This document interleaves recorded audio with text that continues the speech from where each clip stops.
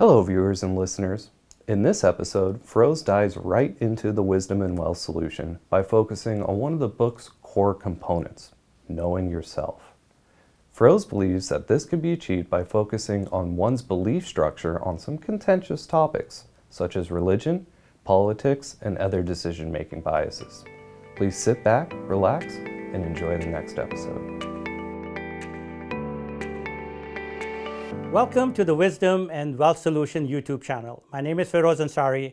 I'm the author of the book, The Wisdom and Wealth Solution. In a previous episode, we discussed the overall theme of the book and how to fully engage with the ideas and exercises to experience a degree of transformation that I hope that each one of us will be able to accomplish by engaging with this material with an open mind.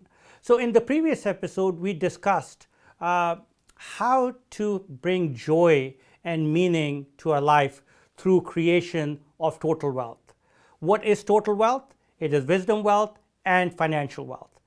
Then we said that we will use the Living 360 method, that is, know yourself, know the world, know your meaning, and build financial security. And we will employ the 3 A's, awareness, action, and acceptance, to implement our Living 360 method.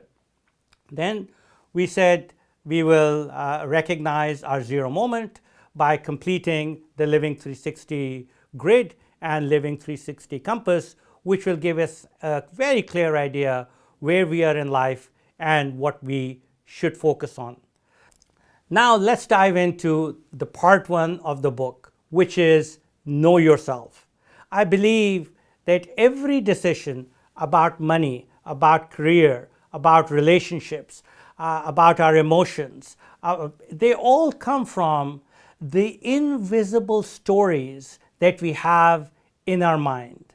And to be able to expand our wisdom wealth, we must see the hidden architecture of our mind and our inner world. Why do we believe what we believe? Why we want what we want? Where is our motivation coming from? That is the idea in knowing ourselves. So what shapes our thinking? Why do you believe what you believe? What are some of the biggest drivers? Their religion, your politics, your genetics and biology, and free will and decision-making biases. So these are the big, profound questions that we will explore in this part of the book and in this episode. So let's start with the biggest question, or let's start with something that is really important to 85% of the people around the world. That is faith and religion. So 85% of the people around the world follow a particular faith tradition. The question, why are we talking about religion at the very outset of the book and in this episode, is because it could be a very strong wall of your concrete box. We have to see it, we have to recognize it, we have to feel it. And then again, we have to critically examine whether how we got our religion, is it inheritance or is it a evaluated choice that we made? Richard Dawkins predicted that faith, like genetics, would show very strong inheritance. He says that religion is the most durable form of cultural transformation we know. What does it mean? So if someone is born in a Muslim family, there is a 99% chance that they will be a Muslim. In the United States, 82% of people who are born in a Hindu family continue to be Hindus. For Judaism, it is 76%. For Christianity, 73% of children who are born in a Christian family, they remain Christian. In Philippines, I believe this number is 99%. So most people, right, inherit their religion. Most people do not choose their religion. But I think if we look at the core, beneath all the differences in language, in rituals, in text, every faith shares the same ideas. What are they? Compassion, justice, humility. The question that we will explore here is not which path is right, but whether we walk our chosen path consciously, whether we walk it with awareness, with humility, and with acceptance. That's the important part. That is why we are having this conversation about religion. So, why does religion exist and why has it persisted? Is it the truth that is in everyone's heart, embedded in our soul, or is it an evolutionary capability? So, if we look at it from a theological perspective, that the connection with the divine is embedded in our soul. It is part of our nature. It is in our heart. Whether we call it fitra, or we call it atman, or we call it the divine spark. Here, religious theology proposes that religion is embedded in our soul, and that is the reason why people seek it. That is the reason why people believe. If we take a different perspective, which is the evolutionary lens, then they say that is it a tool that helps with survival? It comes from agency detection. It adds to group cohesion. And is it a shield against the terror of mortality? So the idea here is that in terms of the evolutionary perspective, that yes, it is useful, but it does not mean that it is true or false. So that's the evolutionary lens. What is the honest posture, right? What do we say here? No scientific method, right, has proven whether God exists or God does not exist.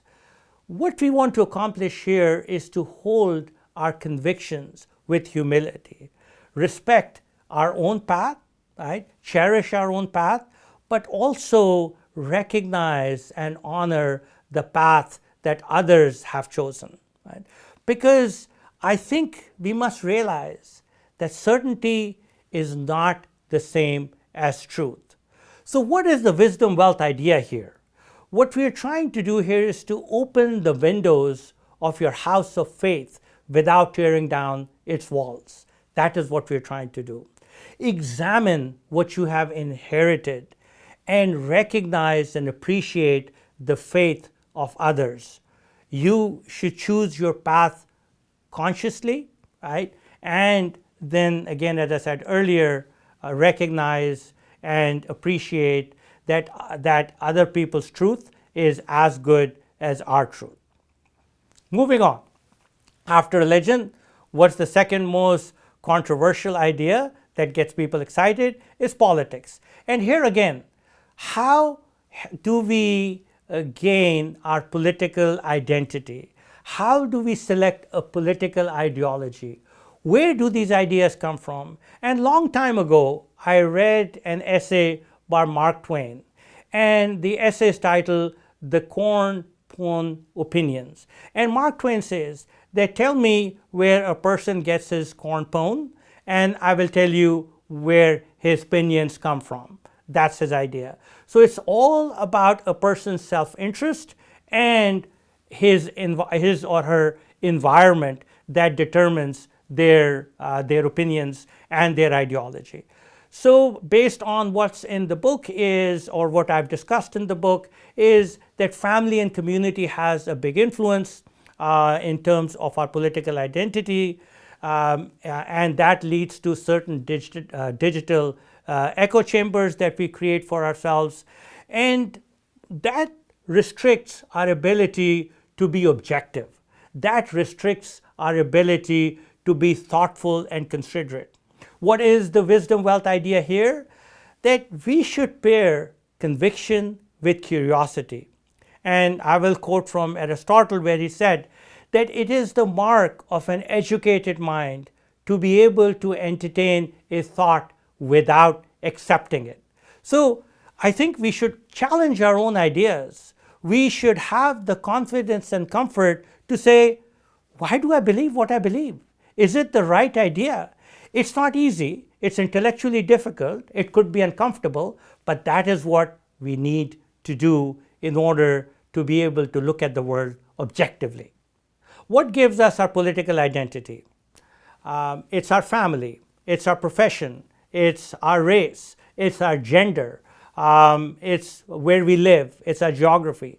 So if you give me a person's zip code, if you give me their profession, if you tell me their race, and if I know their profession, I can predict with 98% precision what their political ideology is. So if you look at a farmer or a rancher in the Midwest, there's a pretty good chance that they will be a conservative. If you look at a budding artist in Hollywood, there's a pretty good chance that they will be a liberal. So profession also creates their own echo chambers and their own structures. Now that we know how we got our political beliefs, it is good to think about how we can be more objective. What I would say is that you should audit your sources, where you get your information. You should steelman the ideas and arguments from the other side.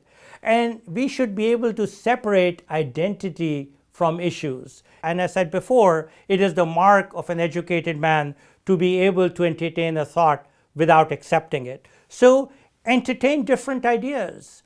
Try to be in the shoes of the other person or the other side, and then try to convince yourself why the other side is right, which is steelmanning the ideas of the other side. So it's critically important for us to step out of our concrete political box and be able to see the perspective where the other side is coming from. That is going to add to the political process in this country. It will help us make better choices. It will even help us vote better during the next elections. So learn how to think for yourself rather than staying inside the concrete box. The next wall in our concrete box is biology and genetics. It's not easy to recognize and appreciate that genetics and biology has a big impact on our life. So biology and genetics, they influence our lifespan and they influence our health span. So we should honor the fixed and embrace what is influenced by genetics and biology. Let me share a few numbers with you. Genetic influence on disease. Depression has a 38% genetic influence. Kidney failure, 40%. Heart disease, that number is 50%. So genetics plays a very big role in how long we are going to live, how healthy we are going to be, what ailments and diseases we will suffer from. This is all genetics, and we have to recognize it. So I would say that you do not control the starting point, but you can fashion or you can influence the choices that you make to be able to maximize or to be able to create the best life within the genetic lottery that you have won. So I say genes load the gun, but environment pulls the trigger. Your genes, they would set the possibility. Your environment, habits, and choices decide which ones will express. This is the science of hope. Again, we have to recognize the genetics, but we also have to appreciate epigenetics. And what it does to combine or to recognize genetics and appreciate epigenetics, it would give us the empathy dividend. Empathy for ourselves, empathy for others, that this is the genetic hand that I have been dealt. So what's the takeaway here? I say that we are not a prisoner of our genome. Within the inherited frame, the choices that we make, the habits that we develop, they write the story that actually gets lived by each one of us. What really surprises me always is the influence that genetics has on our thinking. There is tremendous amount of research in positive psychology now, and here the consensus is that 50% of a person's happiness is based on our genetic set point. At some level, this is a depressing number, right? That we do not control 50% of our happiness, and that's based on our genes. And so this is the consensus today in positive psychology. Will it change in the future? Maybe, maybe not, but that's the consensus. So 50% of our happiness is based on our genes. I'm sure we have all seen people who are in a difficult situation, but they are always happy. Nothing bothers them, right? They won the genetic happiness lottery. And I'm sure we are dealing with people who have everything from the outside and they're never happy or they're depressed. Right? Why is that? That's their happiness set point. That's their genetic set point. So now leave aside this 50% that's beyond our control. What is in our control is the 40%. But again, how much money you have, what car you drive, where you live, whether you're single or married, whether you have children or not. Right? Your life circumstances, according to positive psychology research, only accounts for 10% of a person's happiness. Money, car, size of your house, your title, all of that is just 10% of a person's happiness. This was hard for me to believe, but I have researched this over a long period of time. And that is the consensus today, that all these things only account for 10% of our happiness. The 40% of our happiness comes from intentional activity. It is how we choose to think and how we choose to act. Here, when we say that attitude is altitude, right? There is some truth to this saying, which is how we structure our life, the relationships that we build, the gratitude that we bring to our life, all of that will account for 40%. So moving on to the last part, right, which is a question that philosophers and humans have asked for a long time, which is whether we have free will or are we living in a deterministic world. Again, we may not find the answer, but in the book I discuss it in quite a bit of detail, because asking the question is impactful, because it creates or it opens a new window in our mind. It sort of evolves our thinking. It takes us to the next level, how we view ourselves, how we view the world. So when we talk about free will, what we're saying is, are your choices truly yours, or is there a script running in the background? When you make a choice, is that the choice you would have made, right? Even though we think we are consciously making a choice with our own free will, but is it the choice that we would have made, right? So that's the question about free will. And from Schopenhauer to Sapolsky, thinkers argue that we may be more bound than we think. Yet, we all possess metacognition. Metacognition is our ability to think about our thinking.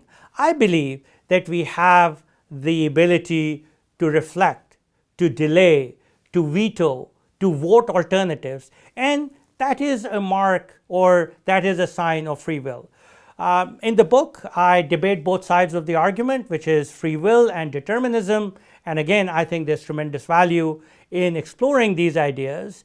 And if you look at the deterministic case, a very famous evolutionary biologist from Stanford, his name is Sapolsky, and he is on the side that there is no free will. we live in a deterministic world. And he says, all we are is the history of our biology and its interaction with the environment. Sapolsky even says that even if you look at ideas like chaos, complexity, and quantum chance, they offer randomness, but they don't offer free will. They don't offer conscious control. So again, the idea is to think about free will and determinism. But I believe that explaining how decisions happen does not take away from the meaningfulness of those decisions. We may not be entirely free, but maybe not entirely bound either. So these are again profound questions, and exploring them gives us that intellectual maturity to be able to think about life, think about our purpose, think about our meaning. But what we have to recognize, whether there is free will or not, whether we live in a deterministic world or a free world, we have to live as if we are free. If you look at our society, our laws, voting, morality, and even economics, it all rests on agency. We believe, or the society believes, that each person has agency to choose, meaning that we have free will. So, and again, we should know that people who believe in free will, they report, and people who believe that they have agency report greater happiness and life satisfaction. So now every time you catch a bias in your thinking, you are sort of reclaiming your freedom from determinism. So whether there's free will or not, it's a philosophical question. At a practical level, we have to believe that we have free will and we have agency. But the next part is more controversial or more enlightening, which is that as humans, how do we make choices? How do we make decisions? Here, Nobel laureate Daniel Kahneman named the two modes that steer a person's life or a person's thinking. He called them System 1 thinking and System 2 thinking.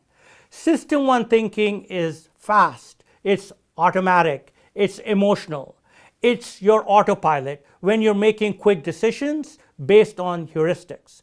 The challenge is that System 1 wants to be in control. System 1 is the slow system of your mind. It is the deliberate system. It is analytical, but it requires more energy. It requires more effort. So what happens? System 1 is always in control. Even when we need to deploy System 2 to be thoughtful, to evaluate, to engage with deeper information, System 1 takes over and we make a quick decision. And those decisions are impacted by heuristics and the biases that we have. As humans, we have a number of biases. We have a confirmation bias, we have anchoring bias, we have overconfidence bias, and all these biases have an impact on the quality of our decision making. So in the book, I recommend a system that we should employ to be able to make better choices. And here I say that each one of us should think in probabilities, not certainties. Thinking in probabilities is harder than thinking in certainties, because we all want an answer, yes or no, right or wrong. And we are all attracted towards people who give us those answers. But the reality is that people who are giving you yes or no answers, or they are, I believe, that they're not being intellectually honest. So in order to make better decisions, you should stop asking what will happen and start asking what is likely to happen and by how much. So probabilistic thinking, it should replace the comfort of a single story, and it adds humility by adding, when we ask those questions, what will happen and how likely it is to happen. So how do we think? How should we make decisions? When we have choices, we should assign probabilities. I assign 70% chance to this outcome, but I also assign 30% chance to a different outcome. Then, if there's new information, you should incorporate those in your initial estimates, and then we should learn from the outcome, and we should look to always adjust our probabilities and our decision making. What is the wisdom wealth here? We should know and appreciate wisdom grows not from being right all the time, but from being wrong less disastrously. That is the point here.